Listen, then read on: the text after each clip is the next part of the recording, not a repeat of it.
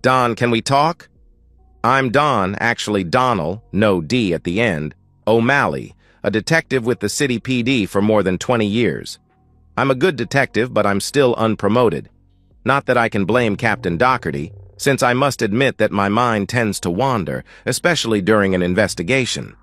The lady asking the question is my wife of 24 years, Helena. Sure, babe. Or we could cut to the chase and get naked in bed. Helena is an enigma. In many ways, she lacks self-confidence, but, thanks to her mother, she has the arrogant air of a Spanish grandee. She is now 43, and she is as lovely now as she was when I first met her when she was 17. Her hair was black and glossy. Then her skin was naturally beautiful, and her figure was slim. Now the hair color and gloss are the result of a weekly visit to the salon. Makeup has replaced nature as the source of her beauty, and she has stopped looking below the neck. Her breasts have remained small but have drifted south, and her bottom would look better on a much larger woman. Don't be frivolous, Don. Just getting naked isn't enough anymore. Our marriage has got a bit stale. I love you even more than the day Daddy walked me down the aisle, but we have lost the excitement. Anne says, Anne is Helena's best friend at work. If she ever appears on a TV quiz, her specialist subject will be divorce. She has gone through 3 of her own together with several assists. Recently, she has selected my wife to be her new wingman in her endless search for Mr. Right.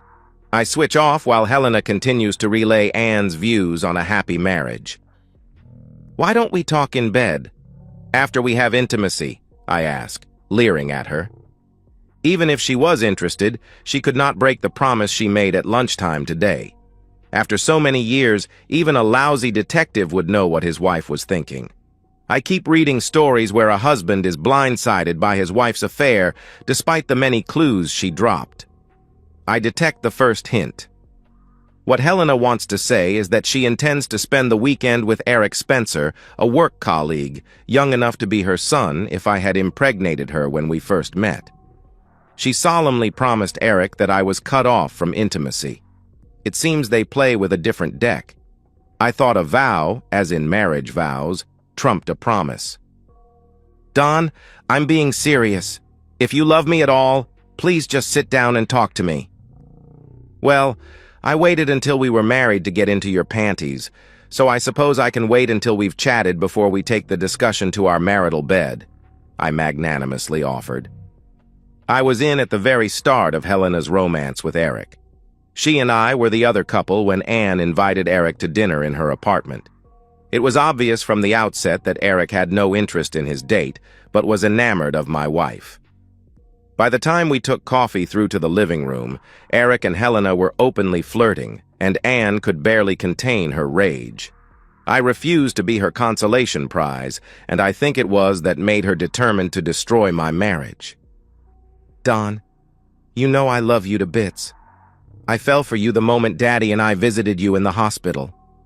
More than anything, I want us to be together in our golden years. But you must admit that our marriage has become stale. She stopped and looked at me pleadingly. Over the years, I have tried to meet her more than halfway. She comes up with an idea and I help her develop it and achieve her goal. Most of the things that bother her are of no importance to me, like the color of the drapes or the hemline of her dresses. I stand firm on things that really matter, which usually centered around some scheme of hers that would have harmed or embarrassed our 2 kids. Now they have left the nest. There is very little need for me to intervene between Helena and her latest craving.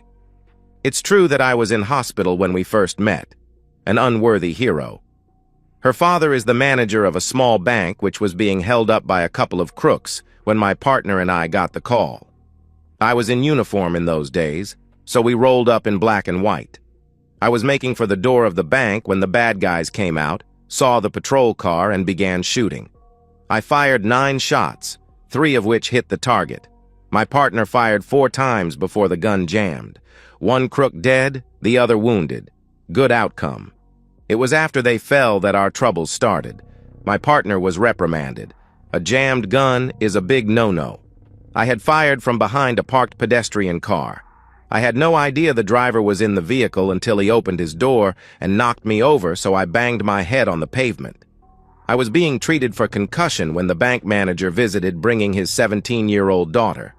He was running her to dance class, but she refused to stay alone in the car while he made the duty visit to the officer who had saved the bank's cash. I blame your work. We used to talk all the time and then rush upstairs. If you smiled at me like you do at that Eric guy, I'd be as hot for you as I was on our honeymoon. I answered. I had been enjoying winding her up with my irrelevant remarks, but I really needed to get this show on the road. Both Helena and I had agendas for this discussion. She wanted me to accept her weekend of intimacy as a prelude to an affair. I wanted her out of my life for good. Eric had bought the tickets for a spa hotel, which was her reason for urgency. I had resigned from my position with the police department and was moving 500 miles west at the end of the week. The difference was that I knew every detail of her plan, and she knew nothing about my intentions. Why would you mention Eric? I hardly know him. It's you I love, Don, and I want to make sure our marriage lasts and doesn't just sink into the sand. The metaphor of sinking into the sand is in Helena's DNA. Her mother, Isabella, has constructed an alternative reality conjured out of romance novels about Spanish nobles. Her father, like her husband, was a bank manager who, while he didn't reach the heights, earned enough to keep his wife and daughter in the style of the Spanish court at the time of Christopher Columbus. Isabella convinced herself and her daughter, my wife, that the family were of royal blood, cruelly deprived of their inheritance by wicked cousins. Life must have been scary in medieval Spain, with every other noble child being kidnapped by aforesaid wicked cousins and left in the forest to be a snack for wolves. There seems to have been a steady trade in millers and foresters, collecting such infants and raising them as their own. Living in this unlikely world blurred the lines for Isabella. Any means that led to the desired objective were legitimate. I first suspected on my wedding day that not everything Helena and her mother said was strictly true. When we met, Helena had magnificent black hair that reached her waist. After we were engaged, I was allowed to stand behind her in her parents' living room, brushing her shiny tresses while she watched TV and chatted with her mom. That was as intimate as we got since she had vowed that she would be chaste on her wedding day. I found out that was a lie a year after our second child was born. It was another year before I became aware that she made decisions without even thinking of consulting me. From then on, my love died, and I remained for the sake of our 2 kids. Have I got the name wrong? I politely inquired. I understood you were spending the weekend with Eric Spencer at the Heyday Hotel and Spa. Helena's face flushed under her makeup, while her mouth opened and closed much like a freshly landed fish. I was in a bar with a colleague when my youngest was nearly 3. We had got on the subject of health costs, and I noted the huge increase in the cost between the births of my 2 daughters. He had not noticed a similar change in very similar circumstances. The next day, I checked the detailed bills from the hospitals, and there it was, in black and white. Tubal ligation. Both girls were born by cesarean section. Helen had decided to have her tubes tied without mentioning it to me. It would have been less of a blow if we hadn't discussed contraception during her pregnancy. I offered to have the snip, which Helena rejected with horror. I need you to be a man. Can you picture the derision of a fighting bull trotted out to meet the matador without his cojones? She called off any further discussion until she had consulted her mother. When we resumed relations after the birth, she assured me that the problem was fixed. There was no sign of an insert, so I assumed she had an IUD or was taking the pill. It's not like you think, Don. Just let me explain so you understand that it has nothing to do with my love for you. She recovered more rapidly than I expected. I guess she expected she would have to explain this and had probably rehearsed her reply with Anne. It's mainly to support Anne. Like that dinner date we had with her and Eric, remember? Getting her tubes tied wasn't the first unilateral decision. On our wedding day, I was astonished to find that Helena's beautiful hair had been cut to a brief bob, barely reaching her ears. I promised it to Father Liam as a wedding gift. Why not tell me? I was astonished to find that natural hair of that length was almost as valuable as gold ounce for ounce. Later, when her mum got smashed, I heard another version. Long hair was part of the battery of devices to catch a husband. Once I had exchanged vows, there was no longer a need for long hair. You men have no idea what a pain it is to manage the stupid stuff. Shouldn't it be you and me with Anne and her beau? Perhaps she's hoping you flirt with the new man and leave Eric to her. She was certainly mad with you for flirting with him at the dinner party, I answered. Father Liam turned out to be interested in more than Helena's long hair. When my youngest was almost 2, he was brought into the station in handcuffs, a victim of a mixed marriage. The mother had been a member of the Good Father's flock since childhood and had attended his confirmation classes. Her husband was not a Catholic and did not understand the need for the father to use his ancient prick for spiritual guidance. Father Liam acknowledged that he might have broken civil law, but he pled not guilty since he was obeying God's law. Confirmation was not just to prepare the spirit. A girl had to learn to become a woman able to care for her husband, keeping the family together and raising lots of little Catholics. Neither oral nor penetrative intimacy was natural, and so had to be taught. Emotions can run high, so the safest teacher was the parish priest, sworn to celibacy. His defense might have swayed the jury until a grandmother was interviewed by the police. She, her daughter, and her granddaughter had all been confirmed by Father Liam. She acknowledged that in each case the purpose was to prepare the girl for marriage. All went well until the interviewing officer asked her if she had enjoyed the intimacy. "It's the best intimacy I've had in my life, and I've buried 2 husbands. I've been back often so the father can give me a refresher course." Her lawyer objected, but the damage was done. All the while I had been repressing my sexual urges, fobbed off by brushing her long hair. Helena was having twice-weekly intimacy romps with a celibate priest 50 years older than her. "Donnie, honey, it's all for us. I've been a wonderful wife and mother, and I have every intention of continuing to be so. I've run out of ideas for pleasing you in bed. This weekend with Eric is simply to widen my perspectives. It means nothing. I hardly know him, but he is young and enthusiastic.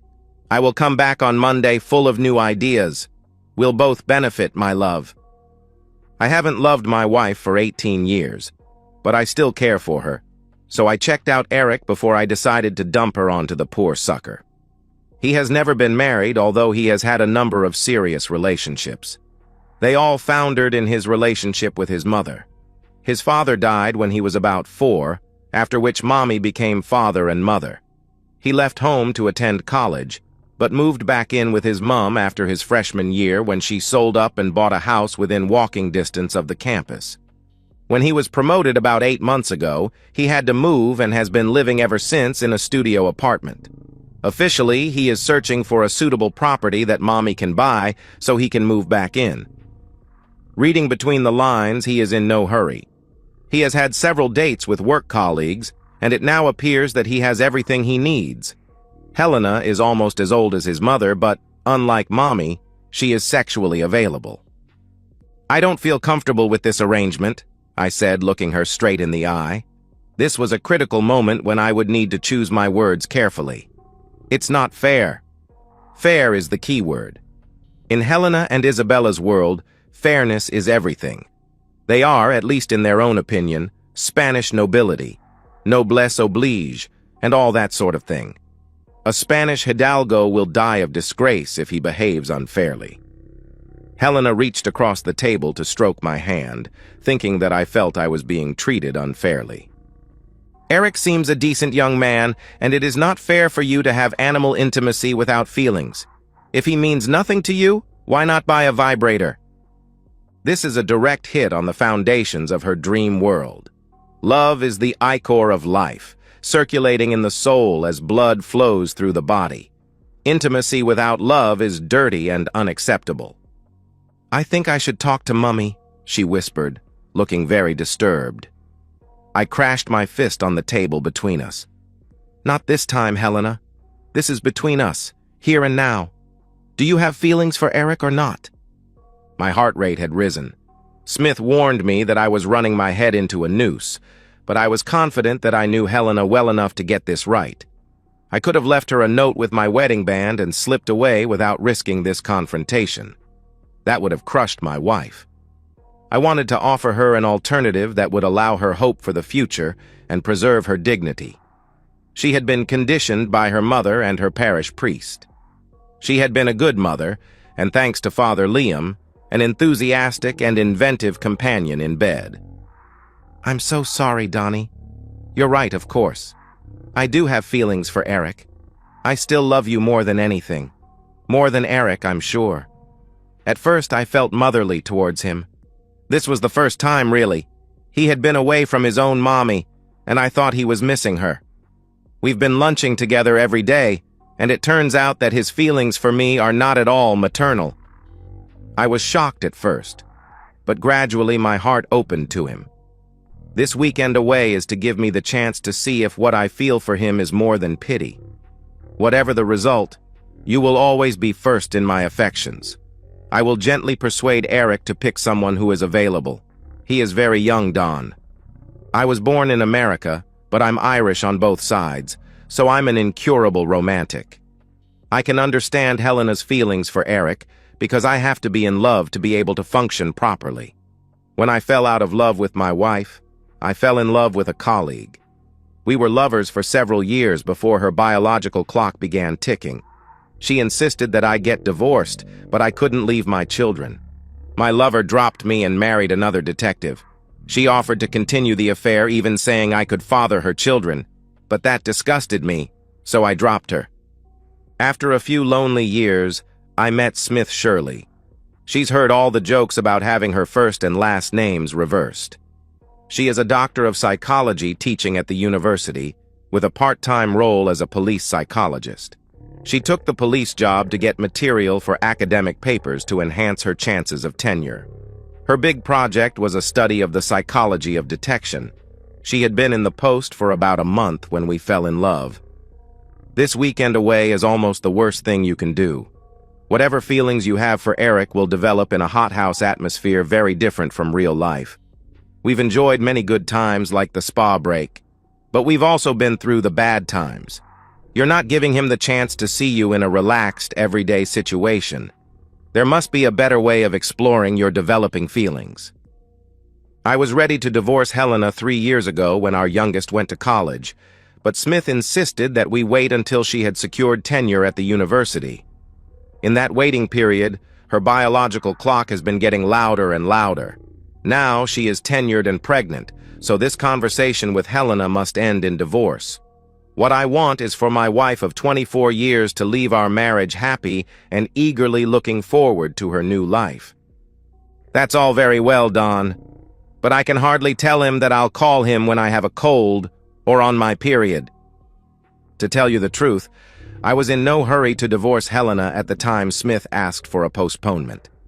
When my affair with Smith began, I was one of 5 lovers. She was sharing her bed with another 3 detectives and a graduate student.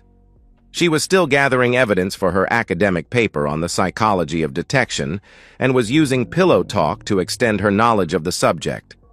Once the paper was drafted, she dropped the other 3. The grad student was part of her mentoring duties, and the present guy was one of a succession.